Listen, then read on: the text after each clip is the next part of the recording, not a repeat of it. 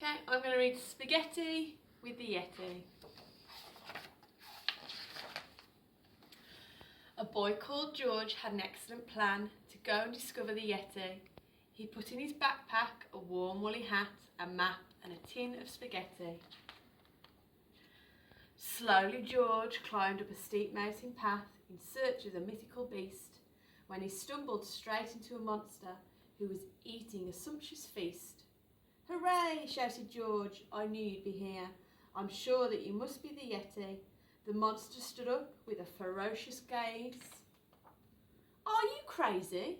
My name is Betty." "So sorry, Betty," said George with a smile, "but I'm taking the Yeti some lunch. In that case you'll want some of these bones, for the Yeti likes food with a crunch." So George climbed up the steep mountain path to track down the hideaway brute, when he stumbled upon a big monster with a face like a battered old boot.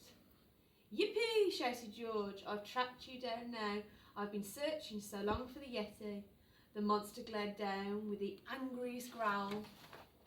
"How insulting! My name is Hetty." "So sorry, Hetty," said George with a sigh, "but I'm taking the Yeti a treat. In that case you'll want to take one of these goats, for the Yeti likes food with a bleat." So George trudged up the steep mountain path, dragged the goat by her tail, when he spotted a shape in the distance, and he heard the most bone-chilling wail. "Hooray!" shouted George, "at last it is you! I've been looking so hard for the Yeti." The monster looked down with a horrid howl. "Are you bonkers? My name is Nettie." "So sorry, Nettie," said George, feeling glum, "but I'm taking the Yeti a snack. In that case you'll want to take lobsters and crabs, for the Yeti likes food he can crack." So George plodded on up the steep mountain path. The difficult climb made him puff. Exhausted, he threw himself down on the ground. "That's it," he cried, "I've had enough." As George sat despondent, his head in his hands, a shadow fell over that place. He felt something hairy, a prod in the back, and then turned and peered up at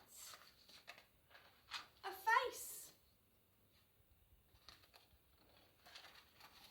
"I found you," cried George with a big hairy grin, and he showed all his gifts to the Yeti. But the monster looked down at the crab and the goat and said, "Sorry, I just eat spaghetti." "I knew it," said George with a whoop of delight, and he opened the battered old tin. Then he tipped the spaghetti out into a bowl, and George and the Yeti tucked in.